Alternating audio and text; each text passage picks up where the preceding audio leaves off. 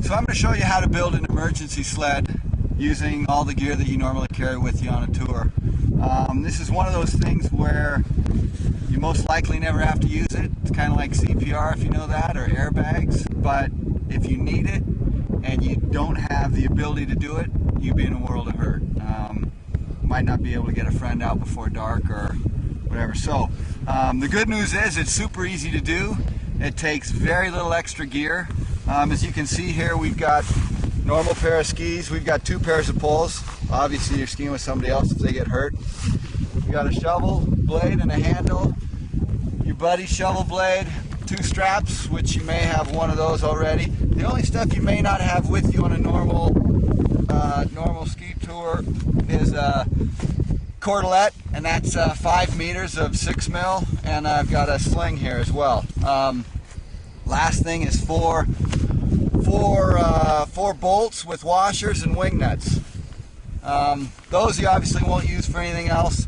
This is great for cutting smaller cornices, so everything's useful. The extra stuff hardly weighs anything, so it's super easy to do. So the first thing you do is secure the tips and tails with the shovel handles.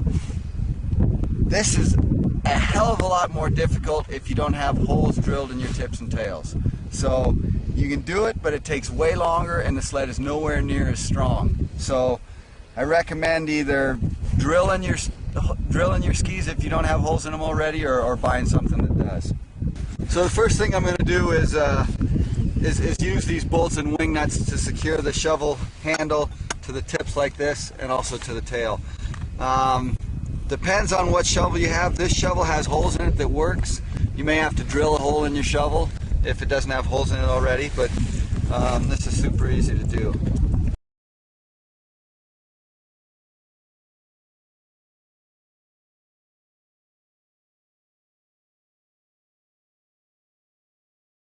First thing is secure those shovel handles.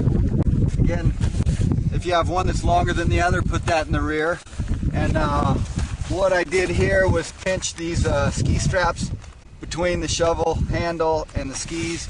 That'll just make it a little more secure. You'll see what happens next. So next thing I want to do is give it some shear. So right now it's easy to move like this. So we'll give it some shear strength.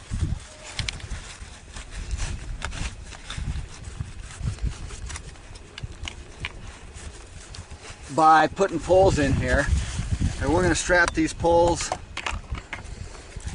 Extendable poles are nice here because depending on how long your skis are and where your bindings are and what kind of bindings you have, you may want to use them. You may want them longer or shorter. So basically, I'm just going to cross them in like that. I'm also going to take a second set of poles, and those are going to be used to drag the victim. So I'll strap those into here too. So here's what it looks like.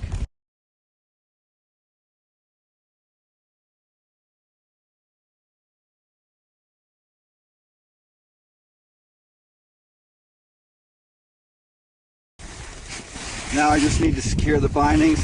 And this, depending again on what you have, you don't have to pay too much attention to the knots and how I'm using this, because you're gonna have to freestyle a little bit depending on what you have for, again, skis and bindings. It's all gonna vary a little bit. So those will get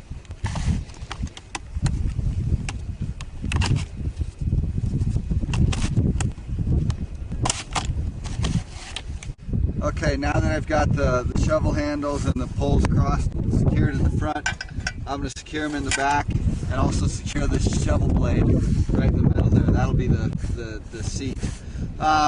So it's not super critical that you do this the same way I'm doing it here. You're probably going to have to freestyle it depending on what kind of binding you have again. Marker Duke, the brake doesn't stay up, so I'm going to start by tying just an overhand knot and hold those brakes up with that as well.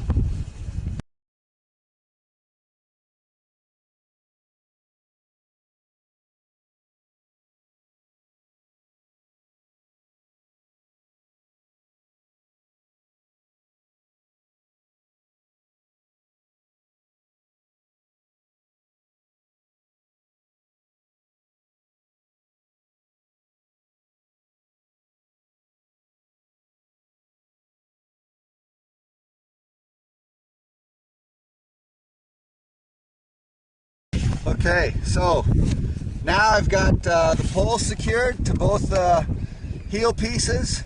I've got the ski brakes pulled up. The shovel is suspended between the two, and the poles are tied right in the middle there. So now it's got some shear force. It's a lot stronger. You can see the sled. It's pretty solid now. It's not going to go anywhere. So the last thing you need to do is put your buddy in here. Depending on how far you've had to go and what kind of injury you've got, you take your webbing to secure them to it. You can actually sit right here. It's actually pretty comfortable. If you've just got a leg injury, they can sit up, secure them with the webbing or another cordelette. And if you've got a back issue or something and need to secure them that way, you can get them out. It actually works really well. The other poles are used to pull the sled.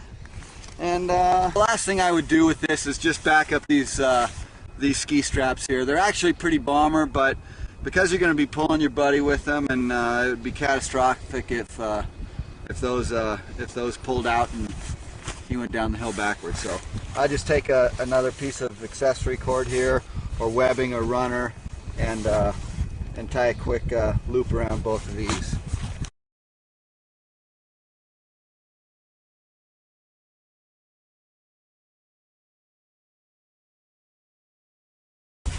And we're good to go.